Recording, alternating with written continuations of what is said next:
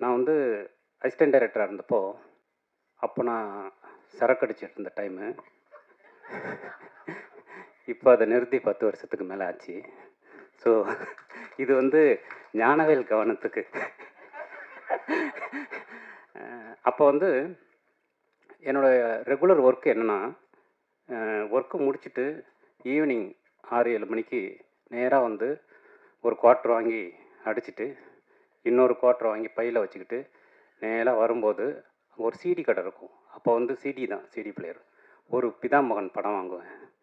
வாங்கிட்டு நேராக வீட்டுக்கு போய் அந்த இன்னொரு இதை குடிச்சிக்கிட்டு அந்த படத்தை பார்ப்பேன். மறுநாள் திருப்பி அதே மாதிரி மாலை ரொட்டீன் அதே, திருப்பி வந்து அதே சிடி கடைக்கு போய் இன்னொரு பிதாமகன் சிடி வாங்குவேன். அந்த சிடிக்காரன் வந்து ரெகுலராக இதே மாதிரி பண்ணி அந்த வீட்டை நான் காலி பண்ணும்போது, அந்த ஹவுசிங் போர்டு வீட்டை 52 பிதாமகன் சிடி இருந்தது. அந்த ஆள் வந்து, என்னடா டெய்லி வந்து இது ஒரே சிடியை வாங்குறானே, எனக்கு வந்து முதல் நாள் வாங்கினது மறந்துடும். ஸோ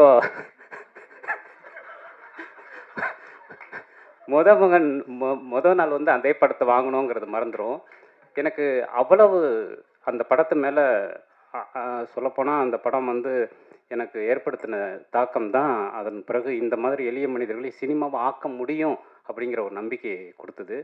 இப்போ ஃபஸ்ட்டு பாலா சாரை போய் மீட் பண்ண போகும்போது, கண்ணன் சார் மூலமாக, விகடன் கண்ணன் சார் மூலமாக போய் பார்க்க போகும்போது, நான் அவர்கிட்ட அவருடைய அறைக்கு போனாலே மாரிக்கு தெரியும், அது வந்து வாரணாசியோடைய இன்டோர் மாதிரியே இருக்கும்.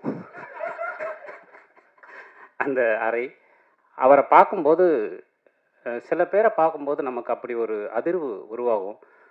நம்ம என்ன வார்த்தைகள் அவர்கிட்ட பேசுறது அப்படின்னு வார்த்தைகளை தேடக்கூடிய ஒரு விஷயம்.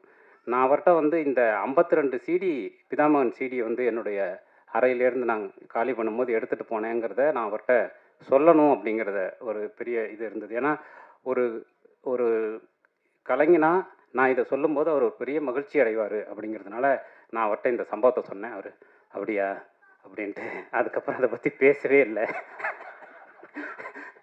அதுக்கப்புறம் அவர் அமைதியாக இல்லை. ஸோ அப்படி வந்து எதையுமே தன் பற்றிய தன் படைப்பு பற்றின இவ்வளோ பெரிய பிரம்மாண்டத்துடைய ஒரு துளி கூட அறியாதவராக அவர் இருக்கிறாருங்கிறது வந்து ஒரு மிகப்பெரிய விஷயமா நான் பார்க்குறேன்.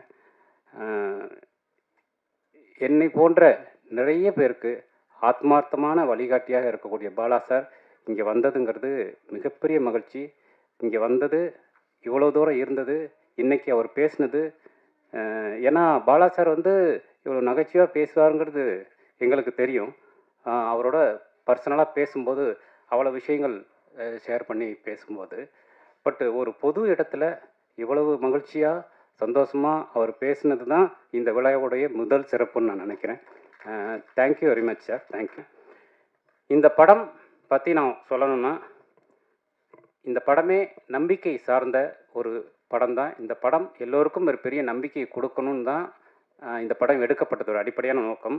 இந்த படம் ராஜமுருகன் என்ற மனிதன் மீது அம்பேத்குமார் என்ற மனிதன் வைத்த நம்பிக்கை தான் மயிலாடு, வேறு ஒன்றுமே கிடையாது. அந்த நம்பிக்கையில் உருவான படம் தான் இந்த படம். அம்பேத் என்ற ஒரு மனிதன் இல்லை என்றால் இந்த படம் உருவாயிருக்காது. ஸோ நான் ரொம்ப டவுன்ஃபாலில் இருந்தப்போ என்னை அழைத்து வாழ்க்கை வந்து நீங்கள் தொடர்ந்து ஓடிக்கிட்டே இருக்கணும் சார், ஒரு நாள் கூட உட்காந்துடக்கூடாது அப்படின்னு அடுத்த நாளே படம் பண்ணுறதற்கான ஒரு அலுவலகத்தை எனக்கு தந்த அம்பேத்குமார் சாருக்கு ரொம்ப நன்றி சார்.